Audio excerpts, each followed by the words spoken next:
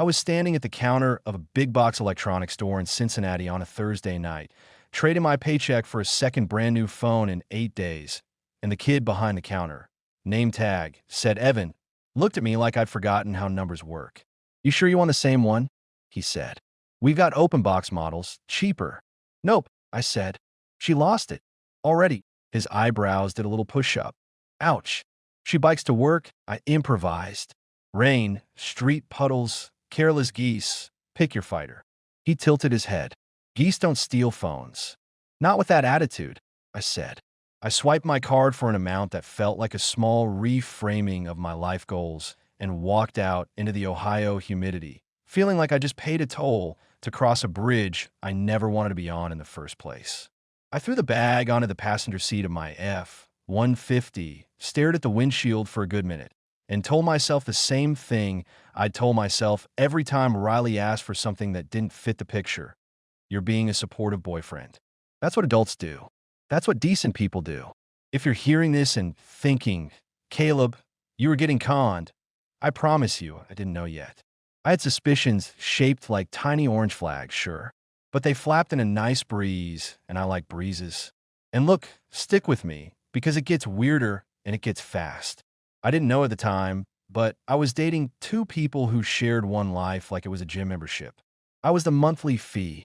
Riley and I met at the copy/printer aisle of Staples, which is either the most Midwestern origin story of all time or exactly appropriate for two people who would later argue about paper towels in bulk. She had this practical look, black jeans, gray tee, hair in a ponytail that meant business. She asked me which printer jammed less because I looked like someone who reads manuals, which is either charming or an insult, depending on how recent your last paper jam is. "I'm Caleb," I said. "And yes, I do read manuals. I also keep them." She smiled. "Riley, I wing it and then Google it. Teach me the printer gospel, Caleb." It started easy. Coffee at a place where the barista had a ponytail longer than his shift, then tacos in a strip mall that punched way above its weight. Then I fixed her squeaky cabinet door like I was auditioning for a show called Husband Material. She told me she grew up bouncing through the system. No parents around, no siblings, no one to call on holidays. And there's something about that story that taps a switch in guys like me. You start thinking, be steady, be the person who shows up, carry the heavy box. Don't make promises you can't keep. It sounds noble until you're carrying way more than a box. Things were good for the first month. We watched Reds games with a volume low, so we could talk, because both of us claimed we were not a big baseball person while knowing exactly who blew the ninth last week. We hit Kroger together because nothing says future like arguing over salsa heat levels. She had this habit of calling me on her way home from work. She did scheduling at a dental office, just to tell me about small things that annoyed her, a patient who showed up 10 minutes late and then wanted to be seen right away, a coworker who microwaved fish, a truck that parked across two lines like it paid double rent. Then the small detours started. A week after I bought her that first new phone as a surprise, because hers had a cracked screen and she'd been scrolling with Band-Aids like a war veteran, she called me on my lunch break. "Caleb, don't freak," she said. "I can't find the phone." "Can't find it where?" "Anywhere," she said. "It must have fallen out in the Uber." I messaged support. They said they'll call me back. "It's just ugh. I'll swing by the store after work," I said, before my brain could put together the sentence. "Let's give it a few days." I'm a problem solver, which is code for I like getting a gold star. She gave me a long sigh like I had just moved a couch by myself. "You're the best." 2 days later, we were at a lake outside the city, eating sandwiches that were 40% bread and 60% attempts at being a salad.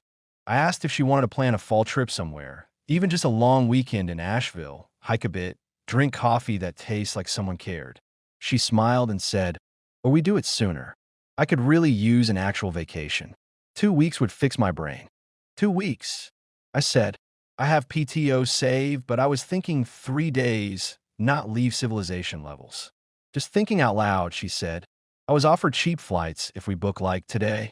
It's a sign. I nodded like today was a unit of time I had planned for. A week later, we were flying to Florida, and I was trying to imagine my bank account as a resilient plant. If that were it, fine. People go on trips, lose phones, it happens. But over the next couple months, Riley had a way of asking twice for every big thing. That second phone became a third after a splash incident. The Florida trip turned into a follow-up micro vacation 2 weeks later because she didn't actually relax. It was just airports. The new headphones because the old ones squeezed my head became another pair because these won't connect. You know those puzzles where you spot the difference between two pictures? That was my life, but the difference was always a $400 charge. And Riley herself, she was solid, steady, practical most of the time. Except sometimes she wasn't. Sometimes she'd show up at my place and be brighter, more chatty, a touch bolder. She'd sit in my truck, take one of my fries without asking, and say, "You ever think about moving to Nashville?" I'd blink because we'd been together 7 weeks. Other days, she'd be quieter, a little closed off, tucking hair behind her ear like she was giving a pep talk. I chalked it up to mood. People have layers. You don't do a TED Talk for someone's layers. There were micro things too, which I filed in the drawer labeled "You're being weird, Caleb." One week she kissed me with this gentle pace like a slow song. Next week, it was quicker, handsier, a little playful like we were in high school behind the bleachers. She took her coffee black on Monday, and then wanted oat milk and 2 sugars on Thursday. Her Spotify playlist swung from indie folk to early 2000s pop, and then back to folk with whiplash. I thought people were like that.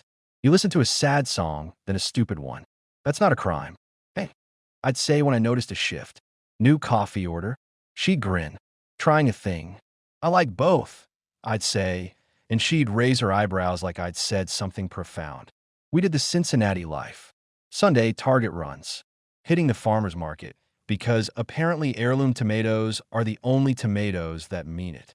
I work at a logistics company, doing the least glamorous part of keeping America's boxes moving. So my days start early. I dropped by Riley's place on my way home with takeout. Her apartment was neat, like a template. Shoes stacked. Countertops wiped. No family photos. No old holiday card from cousins. Just a plant that refused to choose a direction and a candle that smelled like a clean hotel. One Tuesday, I stopped by with Greek food, and she met me at the door wearing my hoodie like we'd been together for 10 years. "You're early," she said, but she smiled and kissed me quick. It was the fast style again. "Traffic was a miracle," I said. "I brought extra tzatziki because I know you drown everything." She blinked. "Doi. You literally drink it," I said. "You ordered a side last week." She shrugged. "I contain multitudes." "Cool Whitman reference," I said. "Oh," she said, then laughed. "Kidding. Mostly." We ate on the couch and watched a dumb baking show. Halfway through, she made a face and said, "Can we go to the coast again? Not Florida this time. I found flights to Charleston." "You just said the word flights like it was spelled FLYTES," I said. She leaned on my shoulder. "You're cute when you pretend to be responsible." "Responsible is my kink," I said. She snorted and stole my pita. That night, she fell asleep with her hand on my chest like she was holding down a balloon. I looked at the ceiling and promised myself to stop doing large things without thinking. I meant it as much as a person means anything at midnight. Fast forward to the day, the weirdness finally got up, put on a suit, and presented itself. Saturday, I took Riley to a breakfast spot in Walnut Hills where the pancakes weigh the same as a bowling ball. She said, "I'll be right back," and headed to the restroom. 3 minutes later, she came back. Same hair, same hoodie, same leggings. Different. "Hey," she said, with a different angle in her voice, like a news station tuned in. "You ordered?" "Not yet," I said. "You good?" "Yep," she said. "Also, I might need to borrow your card later." I forgot mine. "We can go by your place after," I said. "Nah, later," she said, waving it away. "You hungry?" I looked at her. The small, odd pieces lined up in my head like magnets, finding each other. New coffee order, new kiss rhythm, new way she crossed her legs, new phone again.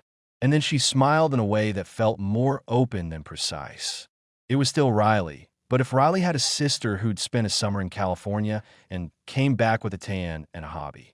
I filed it again. "You're being weird, Caleb."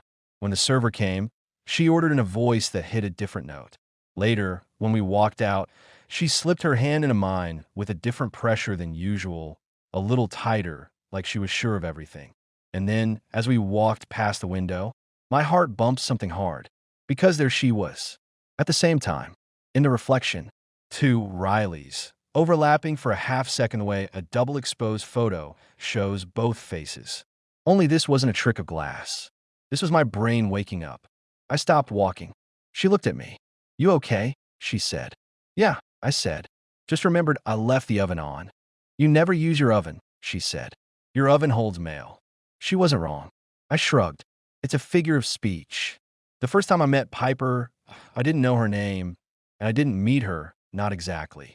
I just saw a woman who looked like Riley crossing the street outside my gym 2 days later, wearing a denim jacket Riley didn't own, and carrying a tote bag from a bookshop Riley swore she never went to because bookstores have that dust smell.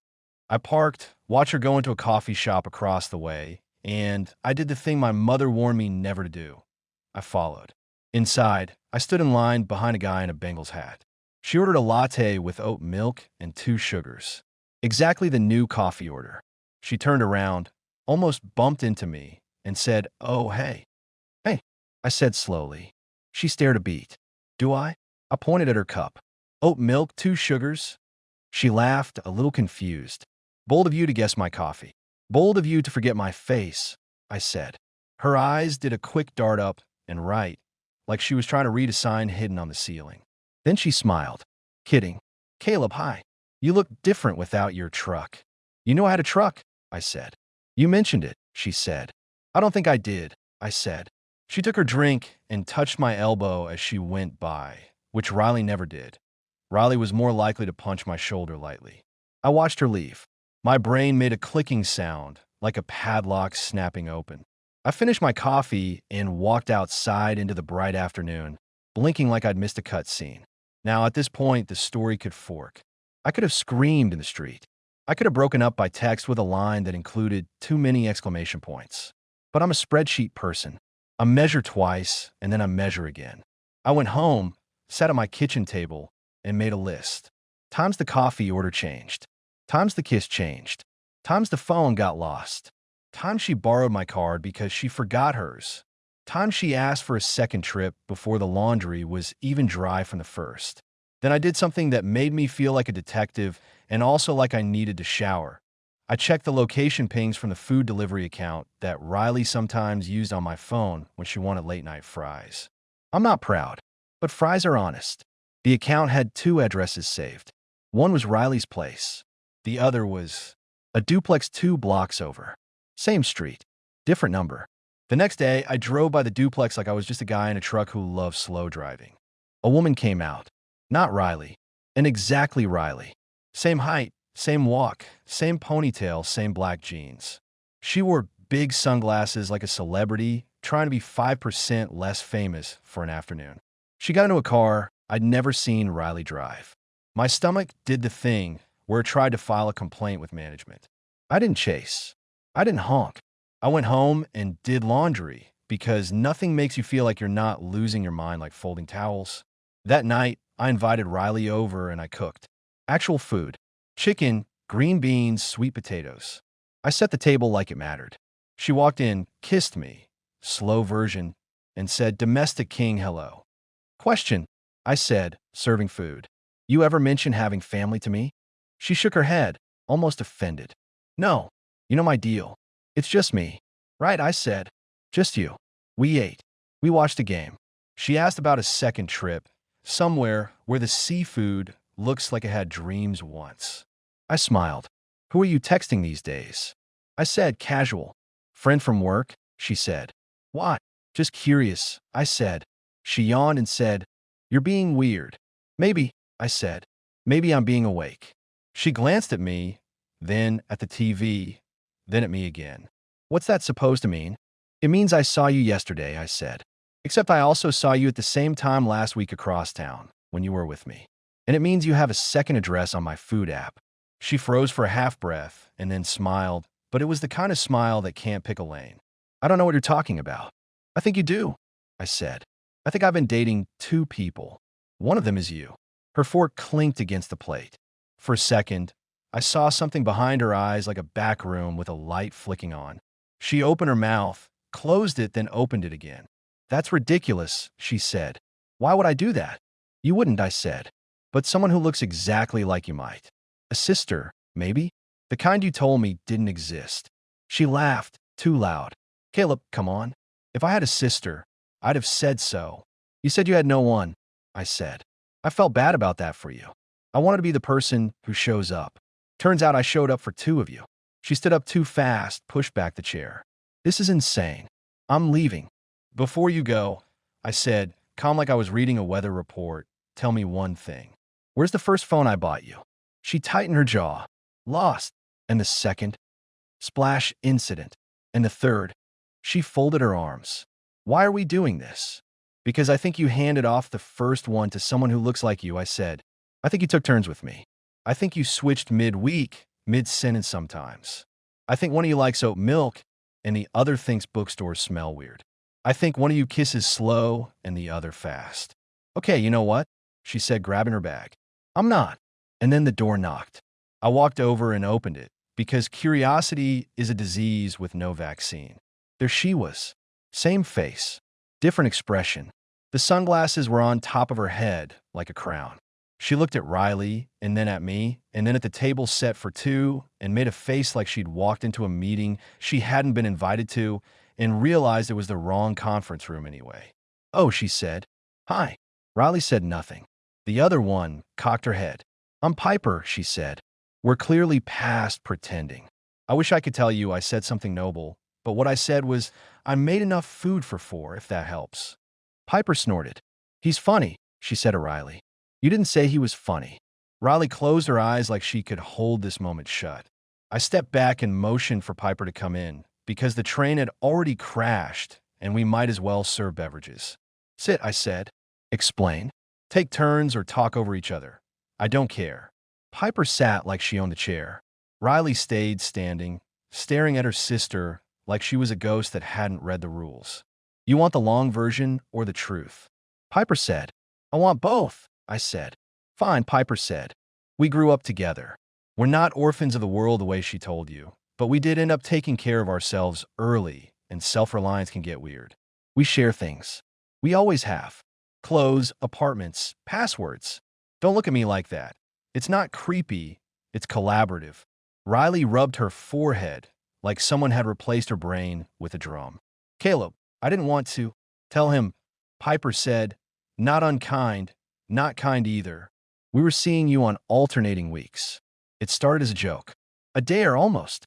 I told her you were cute when you helped her pick a printer, and she said I should go see for myself. So I did. And then we kept going. We have different schedules. It worked. Mostly. I stared. You took turns, I said. Piper nodded. We coordinated outfits. We kept notes. Riley shot her a look. Don't say notes like it was a business. It was a calendar, Piper said. Don't be dramatic. You used me, I said. It came out quiet, not angry. I felt empty, like someone had pulled all the drawers out of a dresser and left them on the floor. Riley's face softened the smallest bit. I like you, she said. I do. I didn't think it would go long. Then it did. And then I didn't know how to tell you without detonating your faith in humanity. And the phones. I said. Piper lifted a shoulder. Gifts get shared. Also replaced when they go missing. A perk, I guess. A perk, I repeated. Like employee discount. We didn't take money, Riley snapped. Stop making it sound like. You took my time, I said. You took my plans and my patience and my small kindnesses and turned them into a Google sheet. Silence felt like someone had cut the power. Piper leaned back. Riley sat slowly, almost like a child who'd been told to. You're mad, Piper said. Understandable. I'm clear, I said. There's a difference. Ask what you want to ask, Riley said. I nodded. Why tell me you had no family? Riley glanced at Piper, then back at me. Because we were used to saying it. Because it makes people step closer. Because we thought if you knew there were two of us, you'd leave. Correct, I said. We kept it going because you made things easy, Piper said. You never asked the same question twice. You assumed the best. That's rare. I thought it was basic decency, I said. Basic decency is rare, Piper said. You're a unicorn. Don't call me a horse, I said. Piper half smiled. Apologies. Riley's eyes were shiny, but she blinked the shine back like a pro. Caleb, I'm sorry. I'm actually sorry. I got in deep, and then I didn't recognize myself. We hurt you. I know that. I can't fix it with a sentence. No, I said. You can fix it with something else. What? Piper said. All the big items you lost or shared, I said. You'll return them. Or pay me back for the ones gone for good. Every last one. Piper's eyebrows climbed. That's fair, I said. And cheap, considering what I can do with what I know. Threats now. Piper said, leaning forward. Consequences, I corrected. You played a game. It ends here. If it doesn't, it ends somewhere less comfortable for you. Riley looked at Piper. Piper looked at Riley. They had a conversation with their faces that lasted 3 seconds and contained a decade.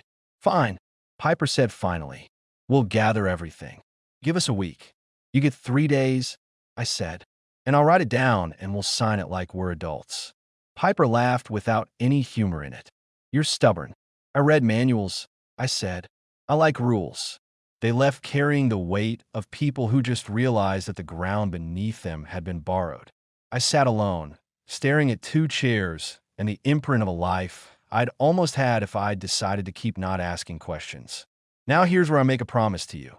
I thought it couldn't get messy, eh? I was wrong. The next morning, I woke up to a text from an unknown number. We need more time. I wrote back. No, then my phone lit up with charges I didn't recognize. Online orders, rides, a dinner downtown I hadn't eaten. I called my bank, canceled the card.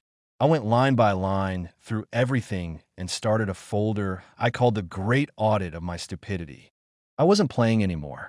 I sent a message to both of them. 3 days. After that, I file. With who? Piper shot back. With the people who handle this when talking stops working, I wrote. Day 1, nothing. Day 2, a bag showed up on my porch with one of the phones, the headphones, and a handwritten note that said, more coming. Please don't be cruel. Day 3, another bag, some gift cards, a second set of headphones, a wad of cash that made me want to wash my hands. It didn't add up. It didn't come close. I followed through. I went to the county office where they make you take a number like you're at a deli, and I filed papers with a clerk named Denise who had a smile that said, honey, I've seen worse, and a stamp that sounded like truth when it hit. I kept it simple. Dates, purchases, key screenshots, a very clear timeline. No name calling, just facts with receipts. If your life ever goes sideways, I recommend the gospel of receipts. There was a day where we had to sit in a room with chairs that had been bought by the lowest bidder, and a person whose job it is to weigh stories listen to mine, and then theirs. I told it clean. No theatrics. They tried a version with shared misunderstandings and accidental overlaps, and then they contradicted each other twice in the first 10 minutes. The person took notes. I watched 2 faces that were the same make different mistakes. A month later, a letter arrived saying the decision landed in my favor. There were numbers in it that nearly matched my folder. I took a photo of it and then put in a drawer and then sat down at my small kitchen table and breathed like I'd been practicing. Riley texted me that night. Can we talk? I stared at the message, then typed, we did. We are done. She wrote, I didn't think it would go like this. I wrote, choices are engines. She typed, I'm sorry, and then, I miss you, and then, I didn't realize what you were, which would have sounded nicer if it hadn't come with a balance sheet. I'm a guy who reads manuals and buys too many snacks for road trips, I wrote. You had both hands on the steering wheel and drove past the exit. Weeks rolled on. I went back to normal, or my new version of it. Work, Kroger, morning coffee from a shop where they know my order and ask about the Reds. I changed my passwords. I froze the part of me that hands out trust like sample cups at Costco. I called my sister and told her I loved her for the first time in too long. My buddy Mark from the warehouse dragged me to a Saturday grill out where the smoke got into our clothes and we complained about traffic like it was a sport. Riley tried again once. Months later, outside that same breakfast place where the pancakes could bench press me. I was walking out after eating solo and reading a news article about lawn maintenance like I was turning into my dad, and she stepped next to me from that specific nowhere people step out of when a new scene begins. Hey, she said. Same face, same voice, different weight on it. Hey, I said. It didn't ache. It also didn't feel like nothing. I'm not a robot. I'm a guy who went long on kindness and had to rebalance his portfolio. She took a breath. I wanted you to know I moved, she said. New job, new place. I've been trying to be a person. That's good, I said. I meant it. You were good to me, she said. I learned that the hard way. Lessons don't care how you learn them, I said. They just care that you did. She looked at me for a long second, like she was waiting for me to be mean so she could hold on to it. I didn't give her anything. I thought you'd say something cutting, she said finally. I said most of what I had to say in a packet of paperwork, I said. The rest I said to myself. You don't get that part. She swallowed. I hope you meet someone who knows what you're worth without a spreadsheet. I will, I said. And hey, buy your own phone. That made her smile for real, small and brief, like a bird landing and taking off again. She walked away. The door closed behind her. My coffee had gone lukewarm, but it still tasted like something honest. A season passed. The Reds did what they always do. Give hope, take it back, give a little more. I started running again in the mornings, slowly, the kind of run where you wave at the neighbor with a dachshund, and he waves back with a bag that proves the dog did what dogs do. I got back some money through the process, not all of it, which is about right. You never get all of it back. Some costs are tuition. I didn't swear off dating. I just change how I do it. I listen, but I verify. I give, but not past the point where I'm empty and proud of being empty.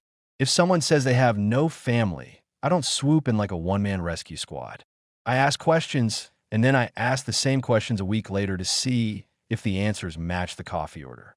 When I tell this story, people ask what the worst part was, and I surprise them. It wasn't the money. It wasn't even the two-faced nonsense. It was the way I ignored myself. It was hearing my own voice say, "That's odd," and then patting it on the head and telling it to go nap. So now, when I feel that voice tug at my sleeve, I answer, not with suspicion, with attention. I bring a small, quiet clipboard to my own life. It's not romantic. It's adult. Do you ever think about them? My buddy Mark asked me a while back, over paper plates and burgers in his backyard. Sometimes, I said, only because my brain is a terrible archivist. You think they changed? He asked. I think they had to, I said. I think what we went through put a crack in their mirror. I don't know if they glued it or got a new mirror. Not my house anymore. He grunted. You sound like my grandpa. Your grandpa is wise, I said. Also mean at Uno. We clinked our sodas and watched his kid chase a bubble like it owed him money. I felt a fullness I hadn't felt in a while. It didn't come from making someone else's life easier. It didn't come from playing the hero in a story I didn't write. It came from being where my feet were, from knowing my bank account contents without a calculator, from owning a truck that had more miles than polish, and choosing to like it anyway. If you want the headline version of my story, I dated someone who turned out to be two someones. They alternated, coordinated, and convinced me the small oddities were just personality when they were actually a handoff. I confronted them. They confirmed it. I asked for everything back, didn't get all of it, went to the right office with the right papers, and a person whose job is decisions put a stamp on mine. I got on with my life. She tried to come back around, said the words people say when the lights come up and they see the mess. I wished her well from a safe distance. But if you want the part one didn't know until I lived it, it wasn't about beating anybody. It wasn't about making sure they learn a lesson, though I think they did, because the silence that comes after you lose someone steady is its own curriculum. It was about reintroducing myself to the version of me that trusts, and teaching him that trust isn't a gas pedal you stomp. It's a dial you set, and sometimes you turn it down. Not because you're cold, because you're smart. The last thing I'll say, since you stuck with me through the printer aisle, the breakfast place, the extra vacations I didn't need, and the bags on my porch, is this. If someone keeps needing the same big thing twice, pay attention. If their coffee order and kiss-style reset every Monday, pay attention. If they tell you they have no one, and then you see the outline of another someone in their shadow, pay attention. Love isn't supposed to feel like paying late fees. A few weeks ago, I was in that same electronics store, the one where Evan watches men make questionable choices. He saw me and did a double take. Back for another? He said, joking. Not today, I said. Just here for printer ink. He tapped the counter. Good to see you again, man. You looked stressed last time. New season, I said. New season, he nodded. I bought my ink, paid with my own card that only I use, and walked out into a sky that was trying hard to be blue and mostly succeeding. My truck needed a wash. My life didn't. I drove home with the window down, listening to a Reds broadcast I'd probably complain about later, and I was fine. Not numb, not bitter. Fine like bed at a decent hour, like groceries in the fridge, like a coffee order that stays the same long enough to build a habit. Riley sent one last message a while back. I hope you're happy. I didn't reply. Not because I was trying to win anything, but because the answer belonged to me. I am. I'm good. And I didn't need two people to learn that. I just needed to stop being a sponsor for someone else's membership and start being the person who reads the manual on his own heart. And if any of this ever happens to you, and I hope it doesn't, remember what I forgot. Pay attention. Keep your receipts. Believe the small, consistent version of someone over the shining one that keeps changing its shoes. And when you get free, actually get free. Don't stand at the counter paying again for something you already bought. Don't be the monthly fee.